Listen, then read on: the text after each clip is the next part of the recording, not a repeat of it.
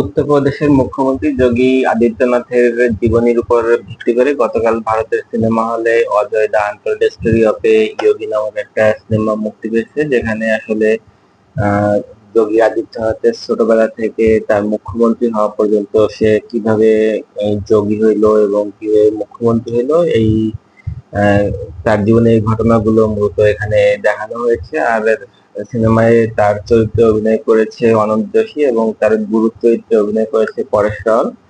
যদি কাহিনী বলতে হয় তাহলে কাহিনী তো বললামই, তার ছোটবেলা থেকে মুখ্যমন্ত্রী হওয়া পর্যন্ত কাহিনী। আমার কাছে কেমন যেন একটু অসম্পূর্ণ মনে হয়েছে কাহিনীটা ঠিক একটা ঘটনার সাথে আরেকটা ঘটনা কেমন যেন একটু খাপছাড়া খাপছাড়া মনে হচ্ছিল।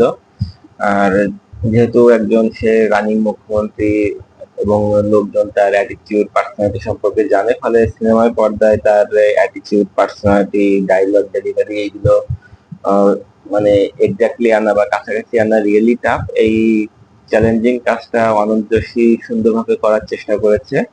আমার কাছে তাদের অভিনয়, এই সিনেমায় যারা অভিনয় করেছে সবার অভিনয় ভালোই লেগেছে, খারাপ বলা যাবে না। তারপর কাহিনীটাও ভালো।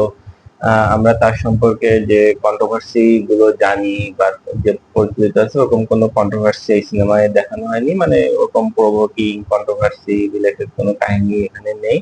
একদম নর্মাল সুন্দর একটা সিনেমা, যে কেউ এই সিনেমাটা দেখতে পারবে।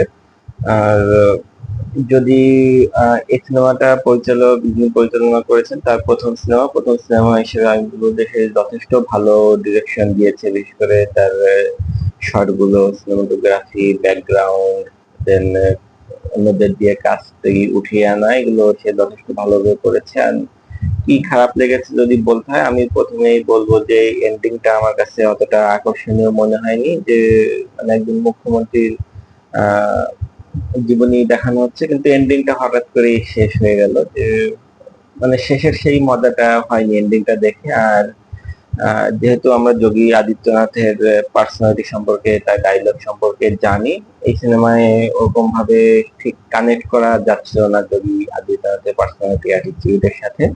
যদিও যথেষ্ট ভালো অভিনয় করেছে, তারপরও একটা গ্যাপ ফিল হচ্ছিল।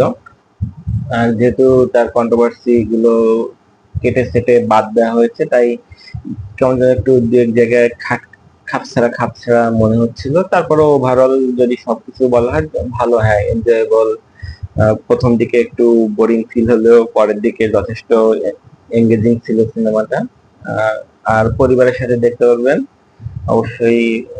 সবাইকে নিয়ে দেখতে পারবে, কোনো কন্ট্রোভার্সি বা ওরকম কোনো কিছু নেই। সবকিছু যদি বিবেচনা করি তাহলে আমি এই সিনেমাকে 10-এর মধ্যে 7.5 দিব। আপনারা যদি কেউ দেখে থাকেন, আপনাদের কেমন লাগলো সেটা অবশ্যই কমেন্টসে জানাবেন। আর আমার ভিডিও যদি ভালো লাগে এবং এরকম রিভিউর ভিডিও যদি আপনারা পেতে চান, তাহলে আমার চ্যানেলটা সাবস্ক্রাইব করবেন। ভালো থাকবেন।